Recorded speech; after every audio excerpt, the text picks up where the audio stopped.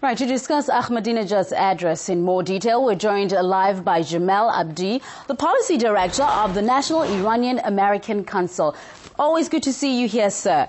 Now, Mr. Ahmadinejad said the UN can't perform its duties impartially because it's dominated by a tight inner circle of world powers. Is this paranoia, or does he have a point? Well, if you look at what's happening inside of Iran, really, there are sanctions that are taking an extreme toll on ordinary people. There is a sense that there could be imminent strikes, whether they're the strikes threatened by Bibi Netanyahu or U.S. strikes that President Obama referred to in his address. And so I think that if there is a sense of being surrounded inside of Iran, that it is an accurate reflection of what is happening. That being said, Ahmadinejad is a marginalized political figure. He's a president who's on the last leg of his presidency. He's not somebody who has a lot of clout inside of Iran. And I think that all of the attention that's given to this speech actually aggrandizes his position on the world stage, but also distracts from the real issues, which include not just this looming threat of a disastrous war, but also the very serious human rights abuses that continue to occur inside of Iran, and which were not surprisingly left out of any of Ahmadinejad's remarks.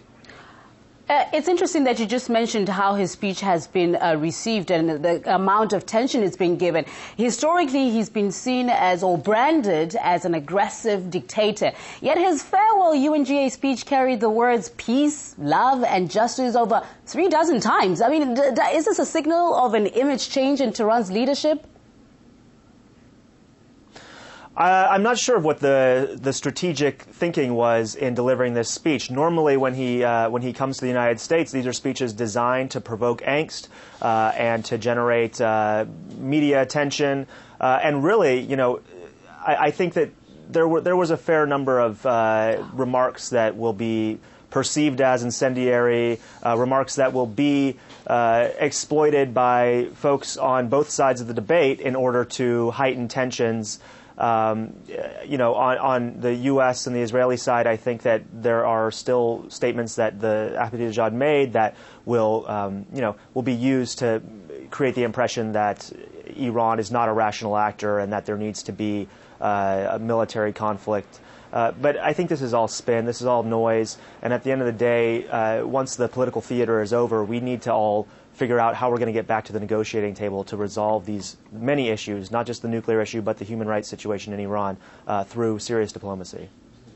Well, thank you very much there, Mr. Jamal Abdi. Jamal Abdi, the Policy Director of the National Iranian-American Council, for your thoughts on that Ahmadinejad speech.